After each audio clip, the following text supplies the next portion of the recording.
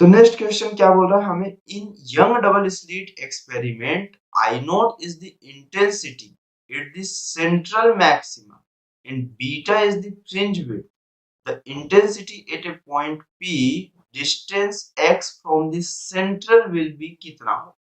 Question में ये बोल रहा है कि YDSE एक्सपेरिमेंट में आई नोट जो है वो इंटेंसिटी कहाँ पे है, सेंट्रल मैक्सिमा की। आई नोट की जो वैल्यू वो कहाँ पे एक्चुअल में आई मैक्स के इक्वल है। जो मैक्सिमम इंटेंसिटी ये वैल्यू किसके इक्वल होगी, 4i, क्योंकि सेंट्रल मैक्सिमा इस YDSE में अगर कुछ भी नहीं चेंजेस किया है तो हमेशा कहाँ पे मिलेगा मेरे पास, जहां पे पार्ट डिफरेंस की वैल्यू कितनी हो, 0 हो। तो यही कंडीशंस तो बनती हुई है। अब क्वेश्चन में क्या हो रहा है, the intensity eight A point P instant point P distant x from the central will be. तो मुझे इंटेंसिटी कहाँ के लिए बतानी है, जो कि इस ऑफ सेंट्रल पॉइंट से कितनी डिस्टेंस पे हो, एक्स ऑफ डिस्टेंस पे हो, जस्ट थोड़ा सा ऊपर। इस पॉइंट पे मुझे कितनी इंटेंसिटी होगी, सिंपल सा फॉर्मेट ये बता, ठीक है। तो देखिए अगर मुझे इस पॉइंट के लिए बताना है तो कोई दिक्कत नहीं ना, मुझे पार्ट डिफरेंस इंट्रोड्यूस होगा। आपको मालूम है कि पार्ट डिफरेंस की वैल्यू डी साइन थीटा के इक्वल होती है। वेल एंड गुड, कोई प्रॉब्लम नहीं है ना, आपको किस लिए बात प्रॉब्लम है, बस आपको सेंट्रल मैक्सिमम में फ्रिंज विड्थ की वैल्यू बात किया है ना, बीटा की वैल्यू तो मेंशन किया हुआ है। तो अगर फ्रिंज विड्थ की वैल्यू मेंशन किया हुआ तो हम वही कंसीडर कर लेते हैं ना, जहां पर से हमें मालूम है कि फ्रिंज विड्थ की जो वैल्यू होगी वो हम फॉर्मूला के फॉर्मेट से रख लेंगे। तो देखो डी, अब थीटा स्मॉल होगा तो आपके पास ये y की प्लेस पे कितना हो गया, x मेंशन कर दिया, और ये डिस्टेंस ऑफ कितना दे दिया है मेरे पास, कैपिटल D हो गया है। तो ये डेल x की वैल्यू है।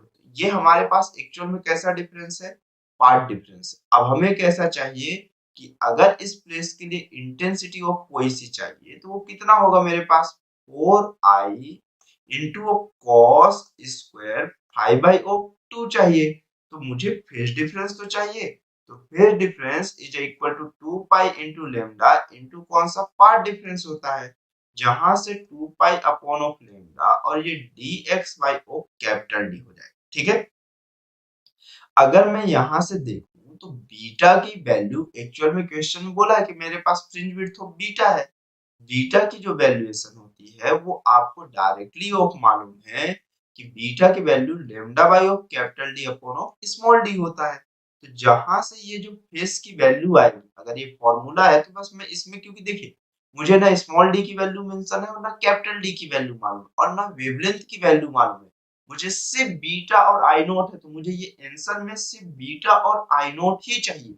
मैं खुद ही चेंज करूंगा, अभी देखना पाई की वैल्यू कितना हो गया, 2 pi by of lambda, sorry lambda तो है ही नहीं ना, हमें क्वेश्चन मालूम ही नहीं है ना, ठीक। 2 पाई इंटू ऑफ एक्स और ये वैल्यू कितनी हो गई, बीटा के इक्वल हो गई, जहां से I dash is equal to 4i की जो वैल्यू होगी वो कितनी हो गई हमारे पास, आई नॉट हो गई, इनटू क्योंकि ये मैक्सिमा की वैल्यू बोला था cos स्क्वायर, और फाई की वैल्यू कितनी हो गई, 2 pi x upon of beta by of 2, और ये 2 और 2 कैंसिल हो गया, तो आई डैश की जो वैल्यू होगी वो I naught cos square pi x by of कौन सा हो जाएगा, बीटा, जो कि वैल्यूएशन ऑफ हो जाएगी मेरे पास I naught cos square pi x by of beta. तो नाइन्थ का जो ऑप्शन करेक्ट होगा वो कौन सा ऑप्शन हो जाएगा, सी करेक्ट हो जाएगा। एक्चुअल में आपको देख के ही समझना था कि ये ऑप्शन ना के बराबर चांसेस, क्योंकि आपको थीटा ही चेंजेस होगा, ये भी चेंजेस नहीं हो सकते। ये दो ऑप्शन तो आपको डायरेक्टली मालूम। देखो अगर आपको बिना सॉल्व किए इसको सॉल्व करना होता तो मैं सबसे पहले देखता कि पोजीशन चेंजेस होने से 4i नोट थोड़ी चेंज हो जाता है भाई। अगर 4i नोट नहीं चेंजेस हो रहा तो मतलब ये नहीं चेंजेस होगा और ये नहीं चेंजेस होगा, 4i का 4i ही होगा, और 4i को मैं i नोट से मेंशन किया तो ना ये हो सकता था ना ये हो सकता था। अब हो सकता था या ये, तो ये आपको मालूम था कि cos स्क्वायर की वैल्यूएशन ऑफ मेरे पास, अगर जस्ट 50-50% की मैं बात कर रहा हूँ तो मेरे पास ये चीज मालूम है कि इंटेंसिटी के लिए जो फेज डिफरेंस का फॉर्मेट cos वाला होता है वो स्क्वायर के साथ होता है। तो ऑप्शन सिर्फ और सिर्फ कौन सा बच रहा था, ए और सी में से कौन सा, सी बच रहा, बिना पेन पेपर्स पकड़े, ठीक। लेकिन मैं कभी भी ऐसा सजेस्ट नहीं करूंगा कि आप ऑप्शन से क्वेश्चन को सॉल्व करें, स्पेशली मेंस के अंदर तो बिल्कुल भी नहीं, और एडवांस के अंदर तो कतई नहीं। क्योंकि अगर आप ऐसे सोचते हो कि मेरे पास अगर ऐसा है कि हम ऑप्शन से सॉल्व करते हैं तो हो सकता है मेंस और एडवांस कई बार खुद ही ऑप्शन से ऐसे बनाते हैं कि आप उसको ऑप्शन के थ्रू जाओ, और आपका आंसर जस्टिफाई करे और वहीं पर आप रॉन्ग हो जाए।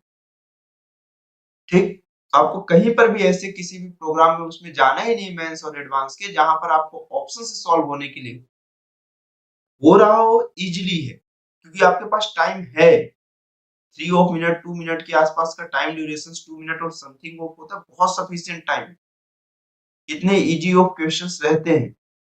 ठीक, चलिए फिर नेक्स्ट क्वेश्चन पे चलते हैं हम लोग।